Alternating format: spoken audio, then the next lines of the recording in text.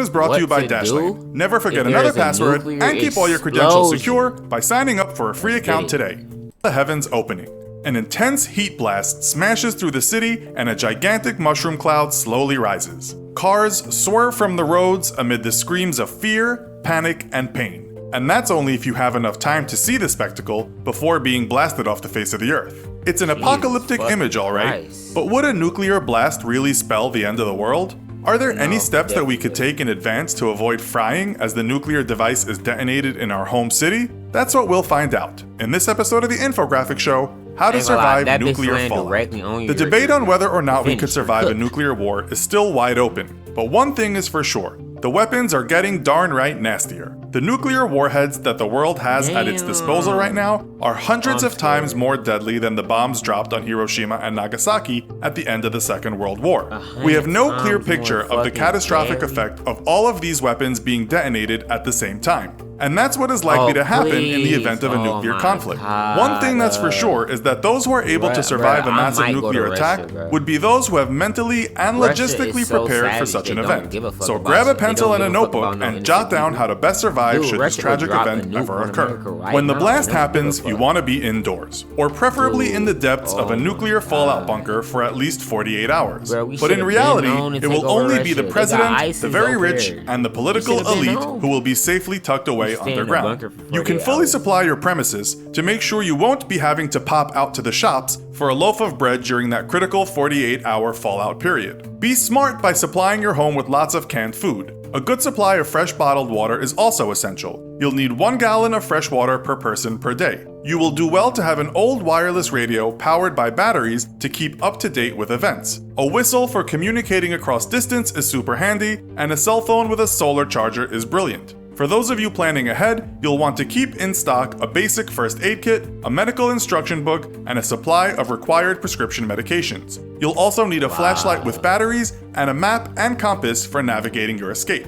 If you happen to be within a few miles of the initial detonation, the chances are you're already dusted. The heat would rise to about 540,000 degrees Fahrenheit, and at the epicenter of the blast, almost everything would be totally flattened. The area 1 to 4 miles outside of the epicenter would be dangerous. You'd probably have burnt skin from the blast. Housing would be damaged, windows would shatter, and paint would peel from the buildings. That means shelter is the main consideration. Find somewhere safe. If you were looking in the direction of the blast, you would probably suffer some form of temporary blindness, and the fallout would remain hazardous up to 20 miles from detonation. Once a nuclear device is detonated, radioactive materials are blasted up into the atmosphere before raining back down to Earth. This hazardous material literally falls out of the sky, and that's why we use the term fallout. The material can travel for hundreds of miles, adapting to wind patterns, and human exposure to this fallout is extremely hazardous. If contact is made with the fallout, you will suffer acute radiation sickness, cellular degradation, and radiation syndrome. This could kill you up to 30 days after initial exposure. Fallout does, however, decay at night, so areas that are contaminated by day may be safer to patrol at night. If you survive the blast and have taken cover during the day, your goal is to do whatever scavenging that may be required at night while hatching an escape plan. But first up, you will need to evaluate the extent of your immediate danger. A literal rule of thumb comes into play here. Find a position where you can observe that mushroom cloud of doom. Hold out your arm and extend your thumb. Close one eye and compare the size of your thumb to the size of the mushroom cloud. If that mushroom cloud is bigger than your thumb, then you are in the radiation zone and you have 15 minutes to escape. If, however, the cloud is smaller than your thumb, then you should be in a safe zone, but you will probably want to be heading away from the cloud if it is safe to do so. The more distance you can put between yourself and the fallout, the better for your health. But remember to stay under cover for those first 48 hours. Areas such as office basements are safer than a first floor building. The heavier and denser the exterior of your shelter, the better. So you're looking for thick walls built from concrete or bricks. The greatest threat from fallout is during the first 48 hours and then the next 2 weeks. After this initial period, the fallout will lose its toxicity quite rapidly. So if you happen to have food, and more importantly a water supply in your shelter, you may be able to sit it out and perhaps catch up on a TV series or two. But remember, if you see a cloud of debris moving towards you, you may need to up sticks pretty fast. You should only consider jumping in a vehicle if you have the means to start it and drive away within that crucial 15-minute time frame. Once you've established a base, you will need to get clean. Right, Failure to clean away all that radioactive material could result in deadly levels of radiation on the skin.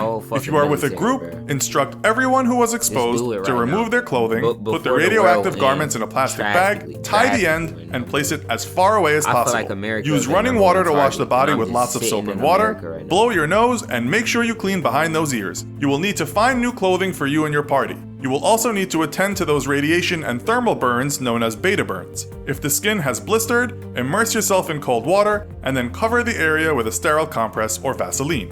After you have managed all this, you should be critically aware of subsequent attacks. Yep, most probably that nuclear blast won't be the only rocket in this firework party. Keep your shelter intact, but be prepared to move and take supplies with you. You will generally be safer out of the cities, but make sure you aren't heading to any out-of-town military bases that could well be the next target site. Maybe heading to a network of deep underground caves would be the best strategy, seeing that the world is dead set on blasting their way back to the Stone Age. And let's pretend for a second you're in a shelter and you still have internet. That means others have internet as well, and you still have to worry about keeping your password safe and secure. Both in this scenario and in real life, you should totally use Dashlane. Dashlane is a password manager that makes it easy for you to control your digital identity. Try Dashlane completely free for 30 days and discover how much easier your password life can be. Alright, man, what to do if there's a nuclear explosion? Sheesh!